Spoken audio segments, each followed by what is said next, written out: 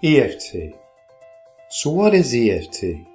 Well, EFT is a gentle tapping technique, and EFT stands for Emotional Freedom Technique.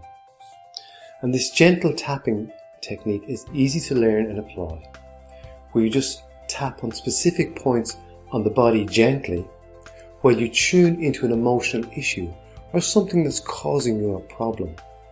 Because this is where the mind and body works together. When you think about something that bothers you, it causes you to have a negative feeling in your body.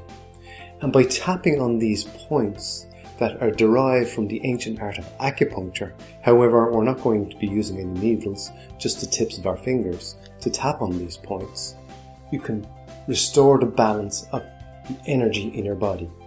Now, if you think of the energy in your body that travels along energy meridians, a bit like Christmas tree lights. And sometimes when one of the light bulbs goes, there's more power sent to the rest of the light bulbs. So there's an imbalance in the amount of electricity. And by replacing the light bulb in the Christmas tree lights, all of the lights begin to light equally again. And so by tapping on these points, we begin to balance the energy circuitry in our body when we think about that emotional issue that was allowing that light bulb or energy to be sent in the wrong way around your body. And so that's what we're going to be doing with EFT, working on your emotions. And emotion is energy in motion.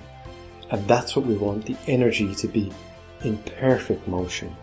When you think about negative things that may cause you problems in the future, or things that caused you problems in the past that seem to resurface in your mind in some way, fears, phobias, anxieties, that's what you're going to be learning to deal with the mind and body working together as you think about an issue, tuning in to that issue, staying focused on that issue while you tap on these points.